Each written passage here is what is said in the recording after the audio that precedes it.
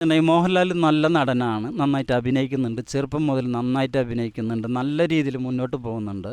ഇപ്പോൾ എന്ന് പറഞ്ഞു കഴിഞ്ഞാൽ കണ്ടകശനിയാണോ ഏഴശനിയാണോ എന്നറിയില്ല, ശനി ബാധിച്ചിട്ടുണ്ട്. ആ ശനി ദശ കാരണം അവൻ ചെയ്യുന്ന പ്രവൃത്തികൾക്ക് ഒരുപാട് മാറ്റങ്ങൾ വരാനാണ് സാധ്യത. പിന്നെ മറ്റുള്ള ആൾക്കാർ ഈ സമയത്ത് നമ്മൾ ഓരോ സ്ത്രീകൾ ശപിക്കുന്നു, ആ ശാപം തീർച്ചയായിട്ടും ഈ സമയത്ത് ബലിക്കും. അതുകൊണ്ട് നല്ല രീതിയിൽ മുന്നോട്ട് പോയില്ലെങ്കിൽ അപകടമാണ് വരുത്തി വയ്ക്കാൻ പോകുന്നത്. ജോത്സ്യനാണോ? കാണണോ? എന്നെ കാണണമെന്ന് ഞാൻ ആരോടും പറയണില്ല. നിങ്ങൾക്ക് ഇഷ്ടമുണ്ടെങ്കിൽ കണ്ടാലും മതി. എന്നെ കണ്ടാലിപ്പോൾ എന്താ, നിങ്ങളെപ്പോലെ ഒരു പച്ച മനുഷ്യനാണ് ഞാൻ. എന്നിലുള്ള ചൈതന്യം ശക്തി എന്നിലുണ്ട്. അതാണ് ശംഖ്, ചക്രം, താമര, ഇതൊക്കെ നിങ്ങൾ മുന്നിൽ പ്രദർശിപ്പിക്കുന്നത്. മനസ്സിലായോ? അത് കയ്യിലുള്ള കുരിശും ശംഖും ചക്രം ഞാൻ ഇപ്പം തന്നെ നിങ്ങൾക്ക് കാണിച്ചു തരാം. കാണിച്ചു തരാം. ഇതാണ് ശംഖ്. ഇതാണ് ശംഖ്. കാണാണ്ടോ നോക്കിയേ? കാണുന്നില്ലല്ലോ. ഇതാണ് ശംഖ്. എവിടെ? എവിടെ? ഞാൻ കാണുന്നില്ല. ഇതാണ് ശംഖ്. ഓ, അതാണ് ശംഖ്. ഇതാണ് ശംഖ്. പിന്നെ മറ്റേതേതാ?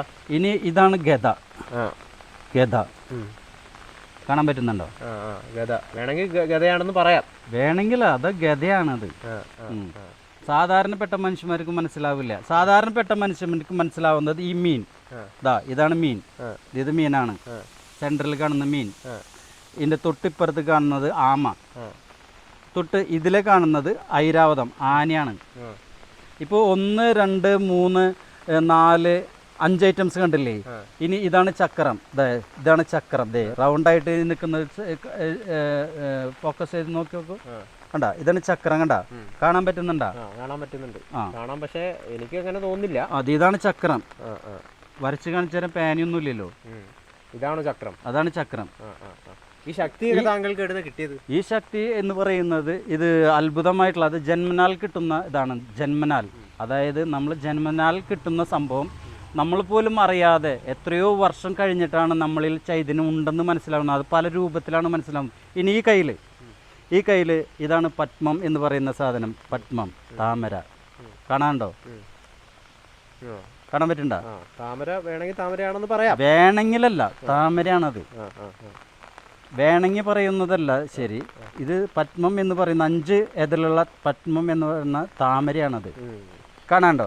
ഇനി ഇതാണ് സൂര്യൻ. കണ്ട, സൂര്യൻ പകുതി ക്രാക്കായിട്ടുണ്ട്. ഇവിടെ ഇങ്ങനെ ക്രാക്കായിട്ടുണ്ട്. സൂര്യൻ്റെ ഇതുവരെ ഈ കയ്യിലുണ്ട്. ഇനി ഇതാണ് മനുഷ്യൻ്റെ രൂപം. അത് പെട്ടെന്ന് മനസ്സിലാക്കാൻ പറ്റില്ല.